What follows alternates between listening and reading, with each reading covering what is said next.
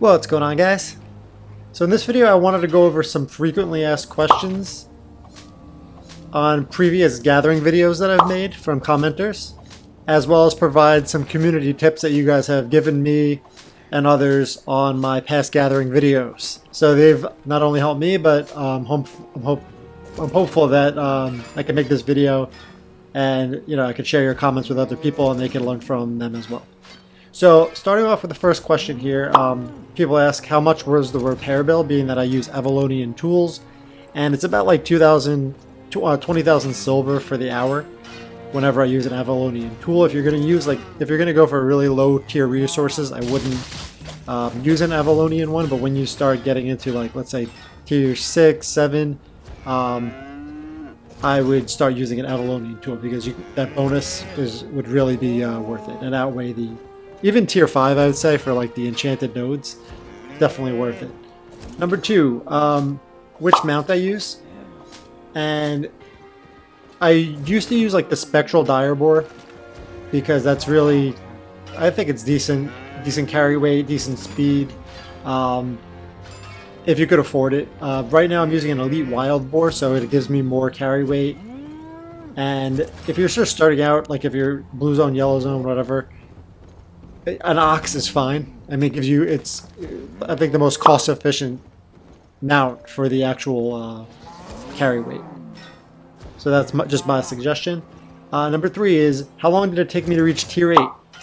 Right now I'm at tier 8 for stone gathering and ore gathering, and it took me approximately 2 months of playing using most of my learning points. So once I get to like 20% of the, let's say, tier 7, I'll use my learning points.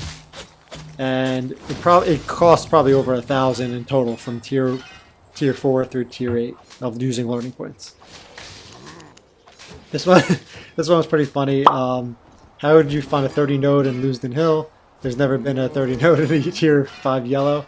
Now it is possible. I mean, there's usually stone ones that people don't really go to, like Travertine, that you can see on the map, but usually people flock to this quickly, but there are nodes in yellow zone, so just keep that in mind. I found a bunch.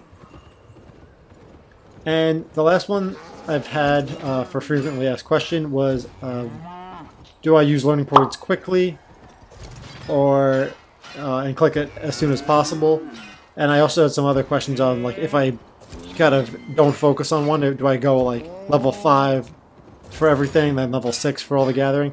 Personally, I like to specialize and just go straight through, like tier 8 for one, so I went all the way through tier 8 before I even started stone and before I even started skinning. So I would recommend do that, and once you hit 20% for whatever one you're focusing on, use your learning points. Alright, so those are the frequently asked questions.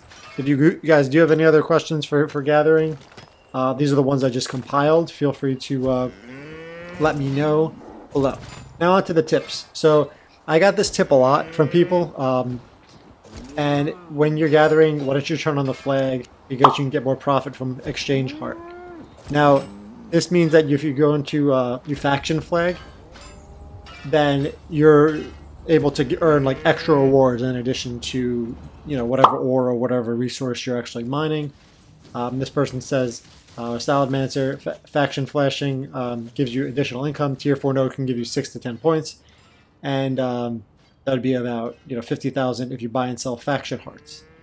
So I haven't done this, but this is a good tip for anyone gathering for that extra silver. And I've received a lot of faction tips on this. You can always use faction flag for tokens to trade in for hearts and other stuff to make a lot more silver. So keep that in mind. I hadn't done this early on, but it would have made me a lot more silver. And keep that in mind. Next tip here, someone said you should never kill open world mobs while wearing gathering armor, because you get a lot less fame since no fame is put into your armor. So early on, this is a really good tip. Really not necessary to use gathering armor, only when you've reached the higher tiers. Personally, at this point, I still use gathering armor when I'm gathering because it gives me that extra bonus, so I can get double or even triple my ore or resource. But your gathering armor actually doesn't earn you any fame. So you got to keep that in mind. It's kind of like a balance between gathering and